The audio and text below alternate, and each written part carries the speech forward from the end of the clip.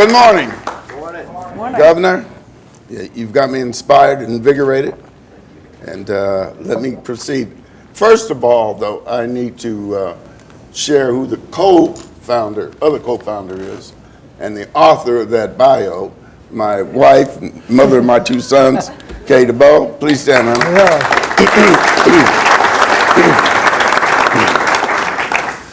Most of my time, well, not most of all my time, but I spend more time on energy than any other issue.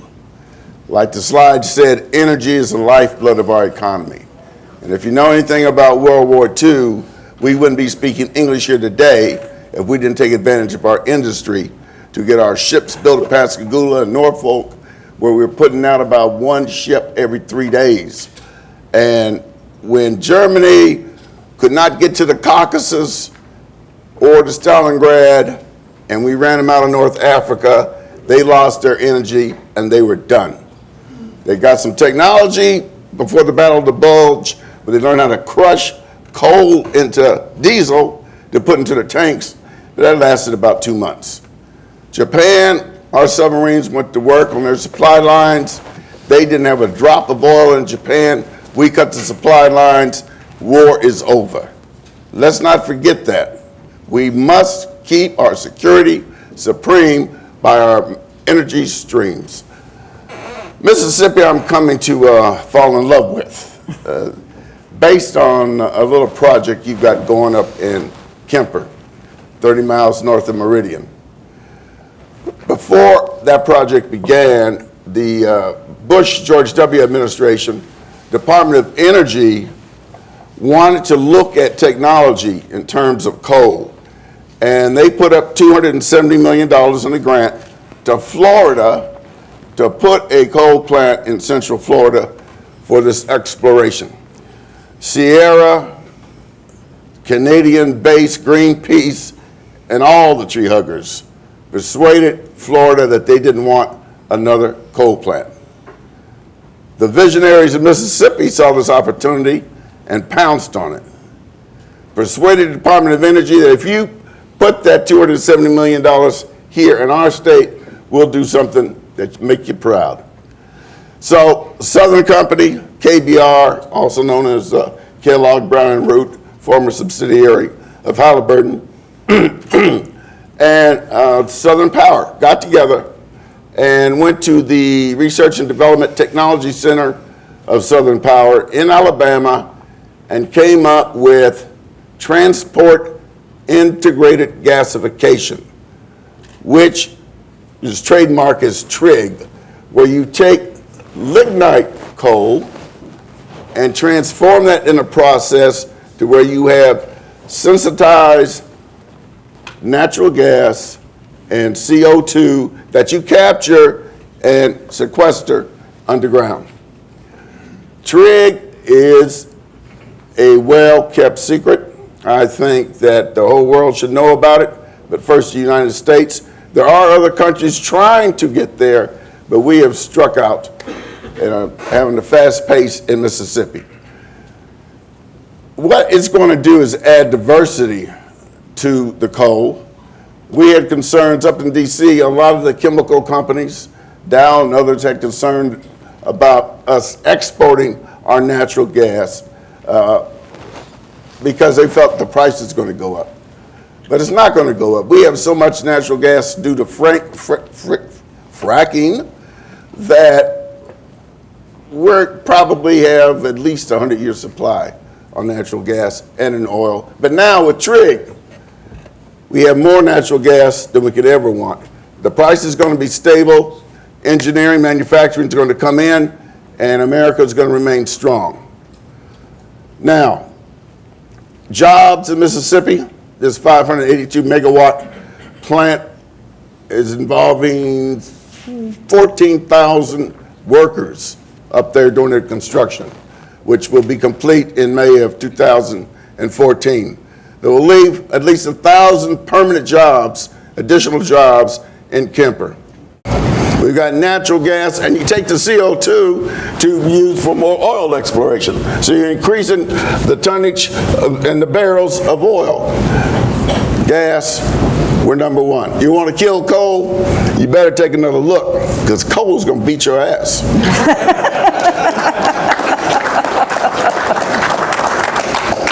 I'm going to turn it over to Karen. Just a little highlight for hopefully some intriguing questions, and as these shrinking violets are up there. Thank you, Harry. Our next panelist, Karen Harbert, is the President and Chief Executive Officer of the Institute for 21st Century Energy at the U.S. Chamber of Commerce. Karen leads the Energy Institute's effort to build support for meaningful energy action nationally and internationally through policy development, education, and advocacy. Karen's leadership is well recognized as the Energy Institute has evolved into a premier national and increasingly international organization. As such, she has been instrumental in formulating 88 specific policy recommendations that were presented to President Obama and the members of the 111th Congress. Karen is frequently invited to testify before Congress and also provides analysis to the media, policymakers, and industry leaders. As a former Assistant Secretary for Policy and International Affairs at the U.S. Department of Energy, she was responsible for advising the Secretary and other leadership in the department on domestic and international energy issues. Karen was also Deputy Assistant Administrator for Latin America and Caribbean at the U.S. Agency for International Development, USAID. She is a graduate of Rice University in International Policy Studies and Political Science. Let's give Karen a big welcome. Thank you very much.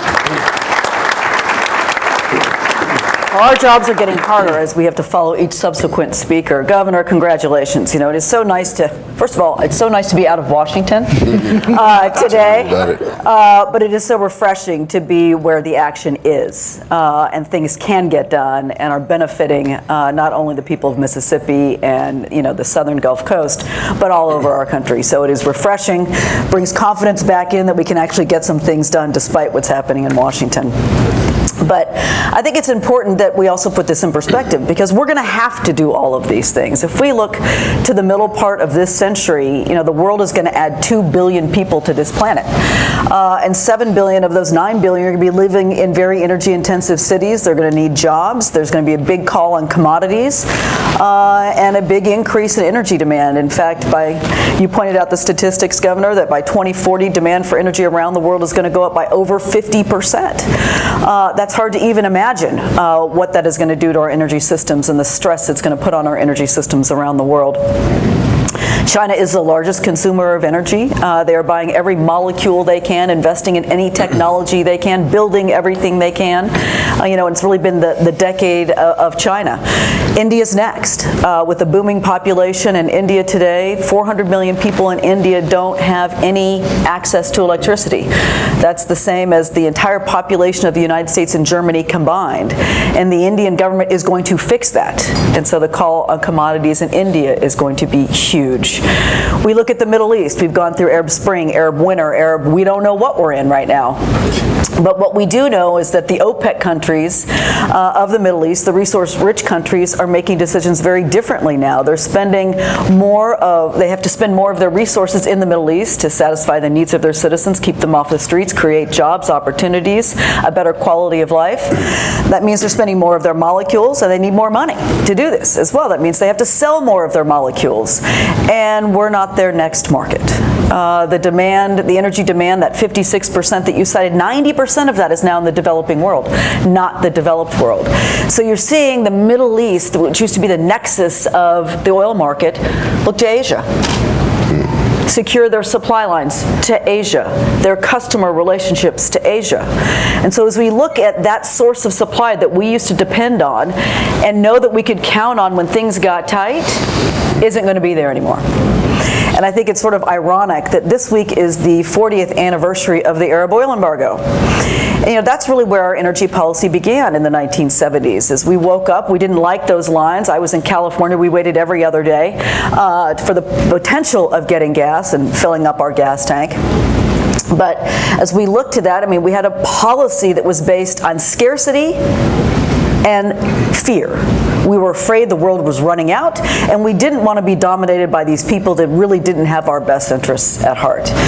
And frankly, at a federal level, our energy policy hasn't changed much, despite the fact that our energy reality has changed dramatically. We've got over 100 and some years worth of natural gas, 200 years worth of oil, 400 years worth of coal. And as technology continues to advance, and we're sitting here 4 years from now, those numbers will be double that, particularly in oil and gas, because we're going to continue to find more and more ways to get it out of the ground, and hopefully more ways to use it at home. And this era of abundance, rather than this era of scarcity, is what we're living in.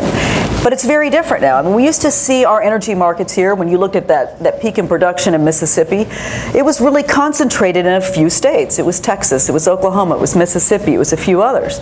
But now we find ourselves with these shale plays all across our country. This is a resource in which every citizen has an equity stake. Whether you are a producing state, of which there are more and more, even the non-producing states are a big part of this revolution because of the supply chain. We look at California, that bastion of clean energy, right? They're sitting on the Monterey Shale play, which is the biggest shale play in America. It's an interesting dilemma for your fellow governor, Governor Brown, who would love to be able to get at that resource because it would generate a lot of money for his state. But his constituents, the green groups in California, are hell-bent over not to get access to that resource. It's a very interesting conundrum for him. The other thing is we have to realize the other side of this, which is at the beginning part of this decade, in the year 2000, shale gas was 2% of our production. Today it's about 30%. Think about that pace of change in 13 years to go from 2% to almost 30%. And by 2035, it's going to be 50% of our supply. So that's great news. But the other question is, what happens if that doesn't happen? What happens if we enact, policies that will constrain access, constrain utilization, make it uneconomic? We will now be looking at the face of becoming a huge importer again, rather than an exporter of liquefied natural gas. Exporting gas to Europe and loosening Europe's dependence on our great new best friend, Mr. Putin. I think that's a pretty good idea to do that. But if we do stupid things at home, not only them, but ourselves will be looking at Mr. Putin as our big supplier. I know that we've got a fellow panelist from ACC here, and we collaborated with a couple other organizations in Washington to put some numbers to this. We said, this is big, we know it's big, we talk about this revolution, we talk about this shale gas, but what are we really talking about? How big is it going to be for our country? And we partnered with IHS CERA, the energy analytics firm, to find out that in 2012 already, the shale gas and all the midstream stuff, the pipes we're putting in the ground, crisscrossing Mississippi, the chemical industry that's coming back, already supports 2.1 million jobs in this country. And we look out to 2025, we're talking in the order of almost 3.9 million jobs in this country. And as we face the unemployment numbers that we've got, and we've got to create 20 million jobs over the next 10 years to get us back to pre-recession levels, that's, the unemployed, the underemployed, people stop looking for work. And oh, by the way, those people coming into the workforce, those people that you don't want to move home with you, those people, we'd like to get those employed, right? That 4 million number is a pretty good down payment on those 20 million jobs we've got to create, and it's creating a lot of money. That same study also found that today it's already producing, just in unconventional, not the conventional stuff, $75 billion worth of revenue, federal and state. And as you look over time, the state revenue goes up much faster than the federal revenue. Governors love this. You have to balance your budget. We don't have to in Washington, evidently.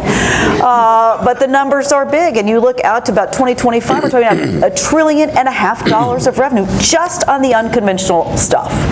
And as a country that is broke, that's a pretty good deal. And it's a pretty good deal for the American consumer. This same study found that in 2012 alone, the American consumer was keeping $1,200 in his pocketbook because of low prices, low natural gas, low electricity, and increased manufacturing activity and labor income. $1,200. I didn't see Uncle Sam sending anybody a check for $1,200, but that was courtesy of the industry.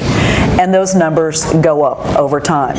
So as we look at this, and we look at what we have to do to get our economy back on track, the oil and gas industry in America, in the last 5 years, employment has gone up 38%. That's bigger than any industry as a whole in the whole country. And non-farm employment has gone down by 3%. So we're going to create a lot of jobs, 4 million jobs over the next 20 years. We're going to create $2.5 trillion of revenue, state and federal, and we're going to create $5 trillion of investment. That's amazing. Those are big numbers even by Washington standards. But I have to tell you, that manufacturing renaissance that we're talking about that's happening, the chemical industry that's come back to the Gulf, Dow, BASF, the big chemical company in Germany, is falling all over themselves to invest here because they can't afford to continue to invest in Germany with high gas prices and high electricity prices. They're coming here. The fertilizer industry is back. That's good for us in terms of the agricultural community. Buying homegrown fertilizer is cheaper and better for us as the breadbasket. All those things are terrific opportunities. But I have to tell you, there's some clouds on the horizon here, and I'm the one that gets to be the bad and the ugly. Maybe you can be ugly, I'll be bad. Can you be ugly? I'm just going to be bad. All right, you know. Are we actually enacting things that are going to put that at risk? Are we building what we need to do? Right now, we're not building enough electricity capacity in this country because we can't. We're making it too darn difficult. It's not just NIMBY, not in my backyard. It's not banana, build absolutely nothing anywhere near anyone. It's things that we're cognizantly doing. Coal consumption is down about 20% in this country. We're about to retire 10% of our entire electric fleet. 20% of coal capacity is going to be retired prematurely. And I have to tell you, that's been concentrated in Ohio and Pennsylvania. It's coming your way. You're next. The concentration of retirements over the next 6 years is moving south. And you're going to lose that comparative advantage. You're going to lose that affordable, reliable, clean electricity. And you're going to lose that manufacturing opportunity if we don't have this. But we're doing it every single day. But I have to tell you, don't write the obituary of coal quite yet. The coal industry is alive and well in this country because we're exporting coal. We're exporting coal from the Gulf, from the Pacific Northwest. And does anybody know what country we are exporting more coal to than anyone else? China. It's not China anymore. China's still building one coal-fired power plant a week. It's Germany. We are exporting more coal to Germany than anywhere else because they've decided no nuclear. They've decided that they actually don't want to use their coal facilities, but they haven't been able to figure how to keep the lights on because natural gas is too expensive and renewables can't step into the breach. So we only have to look right across the pond to find out what the policies that we are pursuing today are going to lead us to. And we are happy to step in. The coal industry is to fuel Germany, but this is ludicrous. And that's the path that we are heading down. And offshore, here in the Gulf Coast what's happened. I mean, we've had a terrible tragedy, but at the end of the day, we've got all of the Atlantic coast off limits for exploration, all the Pacific coast, parts of the Gulf, and parts of Alaska. And yet we need more oil in this country, and 85% offshore is still off limits. And onshore, we're canceling leases in Wyoming, Utah, Colorado, Montana. The Department of Interior has decided that we want to retire permanently half of our oil shale resources into wildlife areas and never provide access to it, a resource that is bigger than all the conventional oil in the world combined. And then we have to look no further than what we are doing in terms of fracking.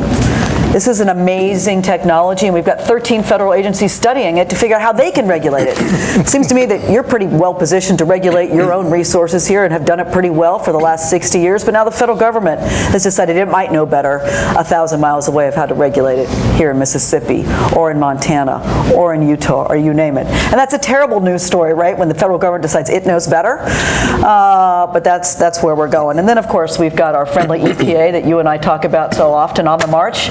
With 40 some odd new regulations from the beginning to the end of the energy space and trying to figure out how to regulate all of that. So we don't have access, we've got more regulation, we have a deaf, I won't say dumb, but maybe deaf and less smart policymakers in Washington on this, and our reality is different. We have a lot of resources, but we don't have the policies that recognize that. So there are big clouds on the horizon. We got to get it right. The states are leading. You are the innovation hubs. We've got to get out of the way to let you do what you need to do. Because if we don't, and we change those numbers, and we start going back to imports, our national security is at risk, our competitive advantage is at risk, and we certainly will be losing a whole lot of money, a whole lot of jobs, and a whole lot of opportunity. All right, clean it up. Thank you, Karen. Well, if that was the bad, I'm really looking forward to hearing from the ugly. Our next panelist is Mr. David Holt. David is president of Consumer Energy Alliance. David has served in this capacity since 2006.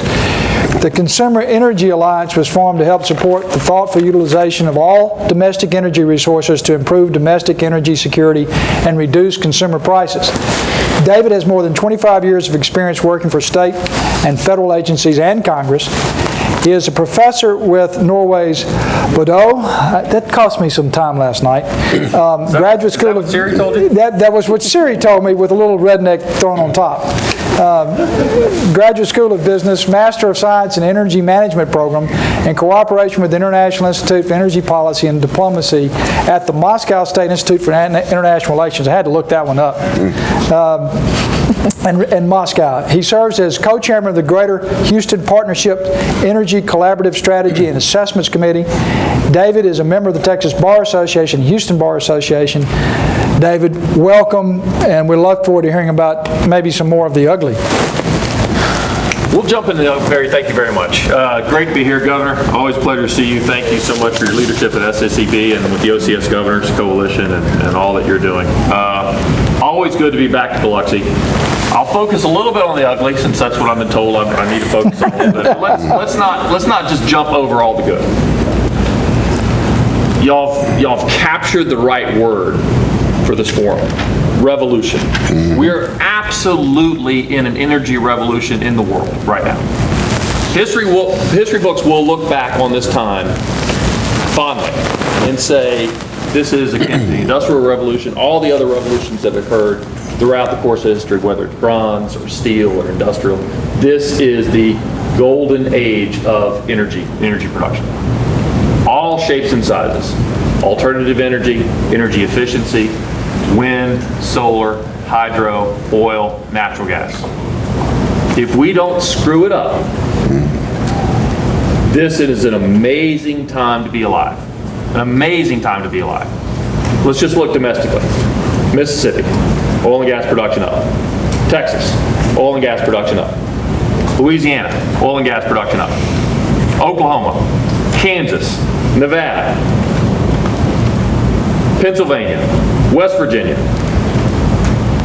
Every state you look at, including some states that historically don't have energy production, we're finding energy production because of the shale revolution largely, but energy revolution. Technology has allowed us to explore and find new sources of energy and get to sources of energy we couldn't otherwise get economically. An amazing story. About 10 days ago, all the national global newspapers reported the United States is now the #1 energy producing nation in the world. We just passed Russia. Fantastic story. 6-7 years ago, we were importing over 60% of our oil on a daily basis. Now we're at about 40%. An amazing story. An amazing story. Jobs are coming back. We're onshoring jobs in the chemical industry. Karen mentioned the fertilizer industry, in manufacturing. We're finding ways to diversify our energy portfolio with transportation, finding new ways to use natural gas for long-haul truck traffic, for short-haul truck traffic, for automobiles. An amazing story. That's creating jobs around the U.S. economy, non-energy producing jobs. Good, high-paying jobs, lowering the prices for commodities, are keeping downward pressure on the prices of commodities that we would otherwise be paying for. If you take the energy situation out of the equation in this country over the last 6-7 years, where do you think our economy would be now? I mean, that's part of the ugly, frankly, but it's a great story. If you take energy out of the equation, we would absolutely be in the ditch as an economy. It has sustained our GDP and our nation's economy over the last 6, 7, 8 years. Absolutely sustained it, despite the best efforts of some of our regulatory officials in Washington. That is a good story. Now some of the bad. Karen, I think, captured a lot of the bad. We have regulatory officials and opposition groups moving around the country that just philosophically don't agree with fossil energy production. It's in their bones. It's who they are. Fine. We respect them for their opinion. We disagree with them. But that is their philosophy, and they are going to leave no stone unturned to see that the fossil energy, the energy revolution that's occurring, is pushed aside. So you have a lot of opposition groups going around the nation right now to areas that don't necessarily have fracking production or shale production, trying to get hydraulic fracturing banned at the county and local level, even though they don't have production. So they go into Mora County, New Mexico, for example. Very poor central New Mexican community that may have actually some hydrocarbon. They convinced the county board to ban hydraulic fracturing. They said, it's a free vote. You don't have any hydraulic fracturing here. And let me give you the litany of bad news about hydraulic fracturing. Watch this movie, Gasland. Do some other things about it. Let's talk about it. But the easy vote for you guys. So they banned it. Much to their chagrin now, I think they've received some additional information. But that effort is going on in Indiana and in Michigan, all over Pennsylvania where you see a lot of fracking, in New Mexico, in California, in the Monterey Shale. Texas. That is going to be in Texas. Every state in the nation now, you're having groups that are going in trying to get fracking banned because they want to create a precedent that then they can use in states and counties elsewhere around the country. These groups are supported in part by some folks in Washington. Again, it's a philosophy. That's part of the bad. Another part of the bad, Keystone Pipeline. 3 years ago, the president went to Hoover Dam and made this great speech about how sitting with the background of Hoover Dam, how the United States doesn't do great things anymore. Well, Mr. President, it took 5 years to build the Hoover Dam. The Keystone Pipeline has been waiting 5 years for a presidential permit. There's one man who is holding up the Keystone Pipeline. That's President Obama. That 1,700-mile pipeline would bring 800,000 barrels of oil from our number one energy partner, our number one trading partner, Canada, to the Texas Gulf Coast and Louisiana Gulf Coast to be refined in gasoline and diesel products that we would all use on a daily basis. In the 5 years that the president has been holding up the Keystone Pipeline, there have been 12,000 miles of pipeline built elsewhere in the country. There are currently 37 pipeline projects underway right now. The Keystone Pipeline would be the most advanced pipeline ever constructed. And as we all know, pipelines are an order of magnitude safer than any other form of transportation to bring oil to market. It is absolutely ridiculous, asinine, stupid, political gamesmanship, whatever you want to say, that the Keystone Pipeline has not been approved. And the only thing that's holding up is a 6-inch border, or however wide the Canadian-U.S. border is. We need a presidential permit to allow the Keystone Pipeline to cross over that little border. Everything else is done. The lower leg is being built. The spur from the Bakken in North Dakota to allow more North Dakotan oil to get to market, that's also being built. But that permit to get it across the Canadian border has been held up for 5 years. So on the ugly, I guess I would say, we are in a little bit of a philosophical debate in this country. We've heard the term environmentalists a couple times, tree huggers a couple times this morning. We shouldn't cede that territory. Who here in this room is not an environmentalist? Raise your hand. If you're not an environmentalist, raise your hand. All right, so we're all environmentalists. So why are they environmentalists and we're not? We have to do both. We have to protect the environment and we have to bring energy to market. We all washed our hair this morning. We all have rubber on our shoes. We all are wearing clothes. All that takes natural gas or oil as a feedstock to create. So everywhere your eye touches, I think I said this last time we were all together, everywhere your eye touches, if you look around this room, Every single thing you see was made with natural gas or oil as a feedstock. 100% of everything you see here in this room. Can't do it without it. So we as a nation have got to get beyond this and situation. Or get to the and situation, get beyond the or situation. It's not the environment or energy production.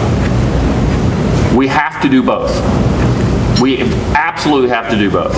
And those groups that are going around seeding this argument in these small counties that don't have all the information necessarily that they need on hydraulic fracturing or another aspect of energy production, they are doing the nation a disservice. And that is ugly. With that, I'll leave it and turn it over for questions. Thank you, guys. Thank you, David. Roger, welcome to the party. Roger Bernstein is Vice President of State Affairs at American Chemistry Council and oversees ACC's political mobilization program, connecting the industry back home with members of Congress. He works closely with ACC staff to assist them in prioritizing and defining roles and strategy on key state and local legislative proposals impacting chemicals and plastics. Prior to ACC, Roger was Vice President of Government Affairs for the American Plastics Council, where he designed and implemented a fully integrated state program for the plastics industry. He holds a bachelor's degree from Washington and Jefferson College and a master's degree from Northwestern University. Roger, welcome to the group. Thank you. And in terms of good and the bad and the ugly, I would say for the chemical industry, it's not just the good, it's the best. And the best of times for us. And we are the unique manufacturing sector that is an order of magnitude more excited by everything that we're talking about here, because we're talking about our feedstock and we're turning the liquid gas into all kinds of products, pharmaceuticals, rubber, plastics, packaging, on and on and on, that get produced as, you know, flours to baking. This is this natural gas coming from hydraulic fracturing is our source of competitiveness globally in the United States. So it's a great story. I would want to get to that in a second, but in terms of the bad, I would just say that I would like to take Governor Bryant with me to New York, a state that has not been mentioned. There's a ton of play there in shale gas, and what's ironic is that so much of it is in areas of the Appalachian region where towns are shuttered. I mean, it's devastation as you drive through the areas where this natural gas is available. And where do they get their gas? It's piped in. It's piped in from other states. And it's right there. And you would think that the jobs issue and the devastation that it would begin to eradicate would be enough of a incentive to lift the moratorium in New York. And your fellow Governor Cuomo doesn't seem to have the political courage. He may have wanted to do it, but he didn't act quick enough. And then the NGOs you're talking about, the B-list actors from Hollywood and A-list, they're all in there. C-list.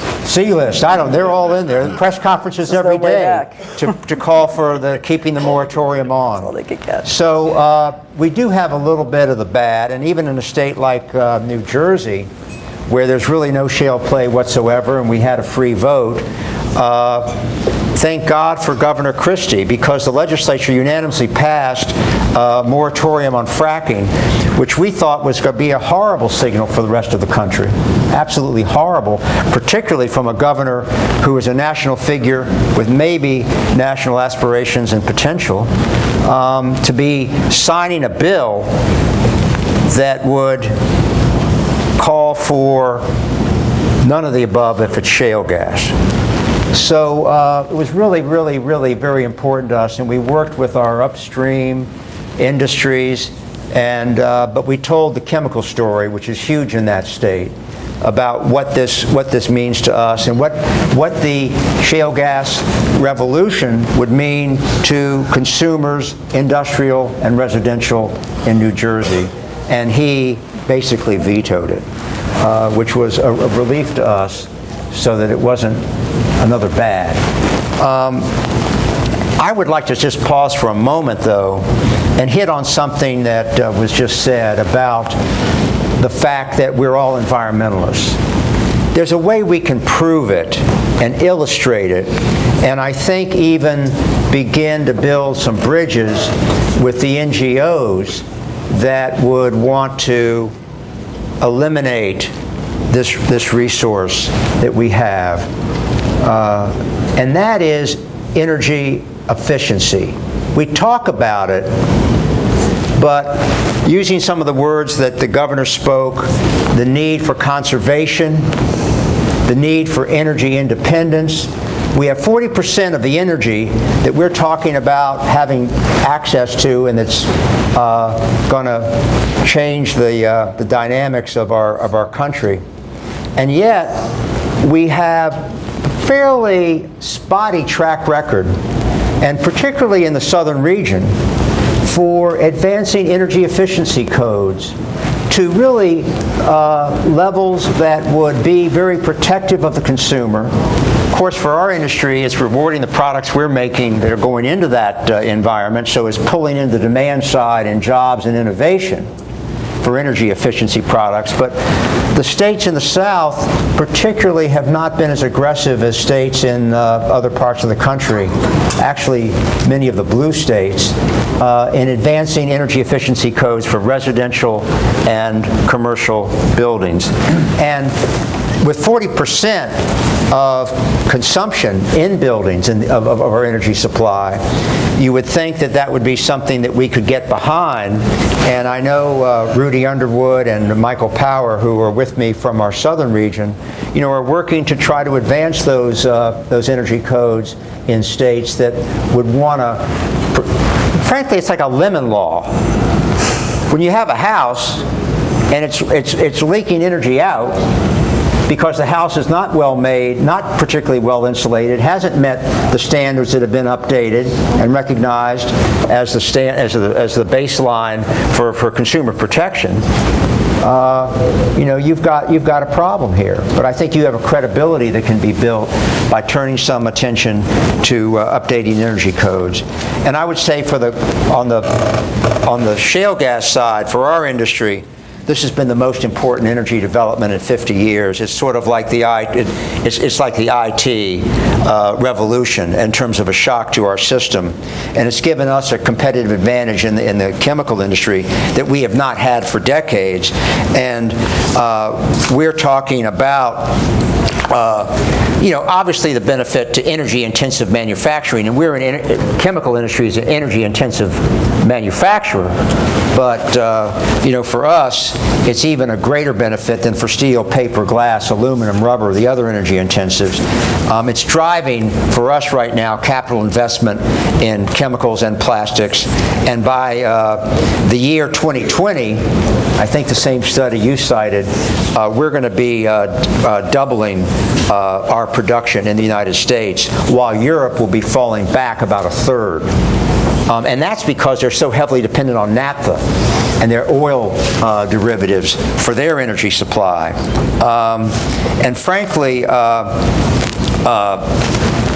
we think that the interesting thing going on here in terms of getting more of it is where's that price point where it's going to drive even more production. And I think, in terms of looking at what the economists are telling us, at $4 per BTU, you're going to hit a very sustainable, globally competitive price that would also be incentivizing even more and greater production and development.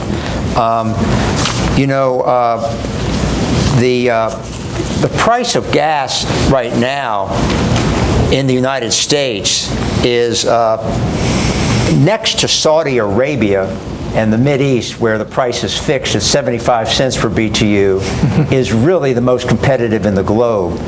Canada, US, and Mexico are all in a band of about a similar $2.5, $3 gas that is beating prices all over the world, and that's why we are so globally competitive right now. And that's why the industry and foreign investment is pouring into the United States. And you alluded to companies like BASF that are amping up their U.S. investment. The decade before 2005, there was not one conversation among CEOs in our industry about expanding production in the United States. It was all about how to manage contraction and job loss. And that conversation has changed, and that's why I say it's really a very great time to be in our industry. And I think that the final thing that I would like to point out is that in terms of what our industry is facing as its greatest challenge to growth is actually skilled workers, because they have not. The pivot in expansion from contraction in manufacturing has now, we have CEOs that'll say, I want to be the first to announce an expansion of an ethane cracker, because if I'm the first out, I'll have the employment of skilled workers. The person that's the 6th or 8th, 10th announcement of all these projects that are coming on is going to be hard-pressed to find the high-skilled jobs that are going to be running the plants, the production jobs, the welding jobs to help build the plants. All of that is in short supply, and their greatest worry about expansion, which is ironic with unemployment needing to rise, but it's the employment that is the skilled employment they can't get their hands on. And obviously, that is really a great room for the partnership between the states and the industry to figure out how to partner to help fill that gap and get skilled workers developed in a state. We have some surveys about what are the jobs that are going begging, and where are the what are the gaps in the skilled workforce. And through Rudy, if you have any interest in taking a look at that that kind of survey that we've done, we can make that available to you. And I said the other thing that is lacking is a national energy policy. We don't have one. I guess that states have always gotten the bailout traffic from dysfunction, but when it comes to energy policy, it's no different. We just don't have a national energy to give a sense of certainty to these kinds of investments. And you're worried about what's the next sledgehammer coming down from EPA. Obviously, our industry wants to be a full disclosure of the chemicals in fracking, and we want to support our customers as best we can in terms of bringing the consumer voice to bear when we hit these roadblocks, and we do that. We're mostly optimistic, though. I don't think we can turn this thing off and turn it back. I think we're moving ahead, Governor, as you've suggested, and we're feeling that we're at the front end of manufacturing and benefiting from that. And I'll close it with that.